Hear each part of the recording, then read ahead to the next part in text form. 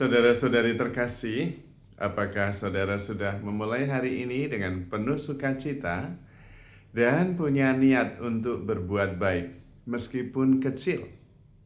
Semoga Tuhan memberkati niat baik saudara.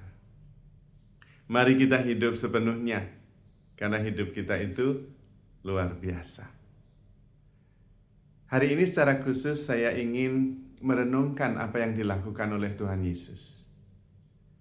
Karena sangat menarik untuk saya.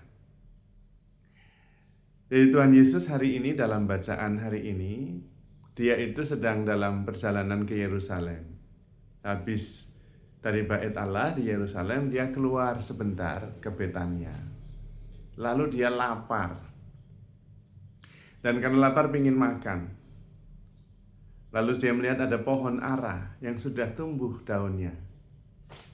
Maka dia mencoba mencari apakah ada buah ara yang bisa dimakan. Dan karena tidak ada, karena memang belum musim buah ara, Yesus jengkel. Karena lapar kan bisa, ada lapar terus jengkel. Lalu dia mengutuk pohon ara itu, jangan berbuah lagi, jangan sampai ada orang yang memetik buah dari kamu. Dan benar, besoknya layu. Bagi saya itu menarik sekali. Ya, di situ kelihatan Yesus itu manusiawi sekali. Justru ini yang ingin saya renungkan. Yesus sungguh-sungguh manusia. Ketika dia lapar dan dia marah, dia mengungkapkan amarahnya itu dengan mengutuk pohon itu, dan itu terjadi. Saya pikir yang salah sebetulnya ya Tuhan Yesus loh. Oh, dia lapar dan marah, mencari buah ara, pas bukan musimnya. Kalau enggak ketemu ya bukan salah pohonnya. Kan seperti itu. Yang salah ya Tuhan Yesus sendiri. Semula begitu, tapi kemudian saya pikir-pikir. Tuhan Yesus memang manusia 100%, tapi dia juga Allah. Ya terserah dia. Terserah dia. Dan itu kemudian memunculkan kerendahan hati dalam diri saya. Siapa yang bisa melarang-larang Tuhan? Ya nggak bisa, terserah Tuhan. Dan dia boleh apa saja, wong dia Tuhan. Marah terhadap pohon yang tidak berbuah pada musimnya, ya terserah dia. Wong dia Tuhan, dia yang menciptakan. Dan kita nggak bisa apa-apa. Dan memang kita nggak bisa apa-apa. Maka kalau ada pertanyaan, mosok Tuhan kok diperanakan, mosok seorang ibu manusia jadi ibunya Tuhan, tapi itu tetap bisa karena Tuhan yang mau. Konsekuensinya begitu besar karena Tuhannya tetap Tuhan, bukan kita. Tuhan tidak masuk di akal kita karena jauh melebihi. Itu yang saya renungkan hari ini. Maka kalau ada orang yang bertanya, kalau Bunda Maria itu Bunda Allah, lalu Allah punya ibu dan ibunya seorang manusia. Aduh, piye ta? Lah tapi ya terserah Tuhan. Kalau Tuhan mau ya tetap bisa. Lawang dia itu Tuhan. Nah itu yang pertama. Kerendahan hati bahwa Tuhan tetap Tuhan dan kita manusia. Sebetulnya itu pesannya. Yang kedua, kalau kita mengatakan sesuatu itu dari hati, dengan penuh kepercayaan, apalagi dengan amarah, meskipun Anda bukan Tuhan itu tetap terjadi. Maka hati-hati ketika marah, jangan mengatakan sesuatu.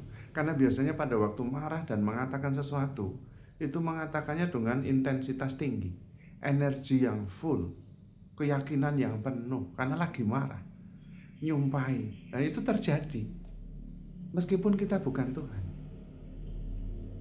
Karena kita percaya penuh.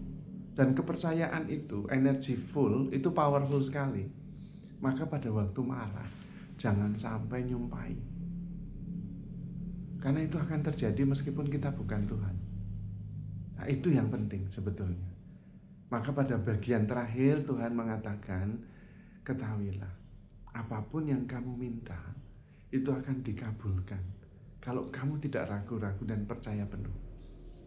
Maka kalau bisa ketika memohon itu sungguh-sungguh yakin. secara emosional, secara pikiran, secara perasaan, secara kesadaran. Oh, yakin pasti terkabul. Itu kata-kata Tuhan sendiri.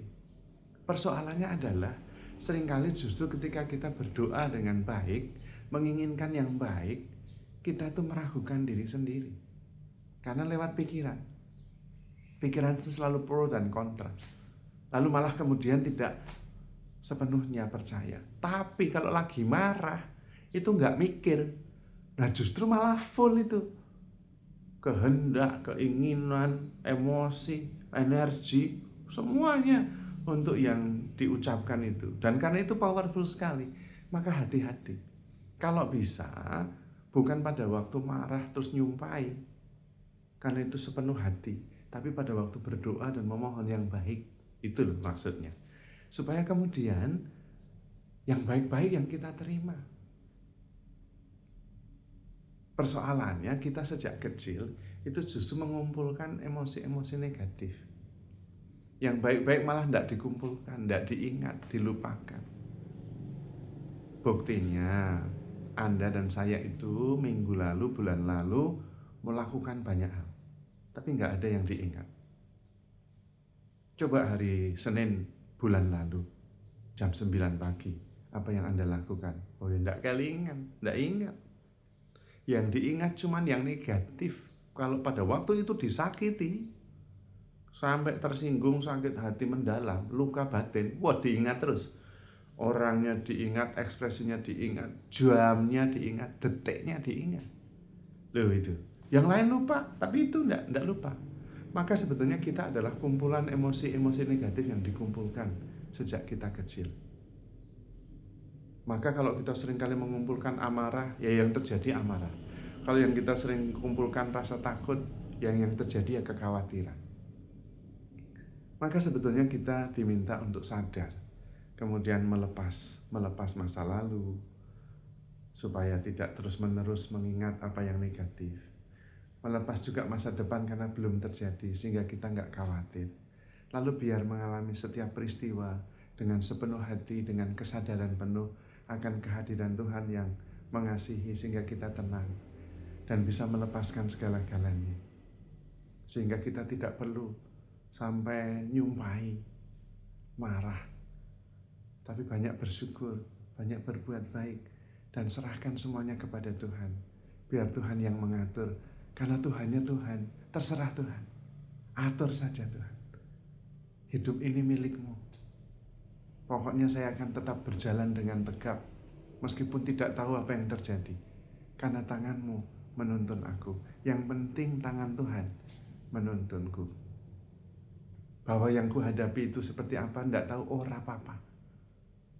Tetapi kalau berjalan bersama Tuhan, percaya penuh kepadanya, maka kita akan ada dalam damai sejahtera.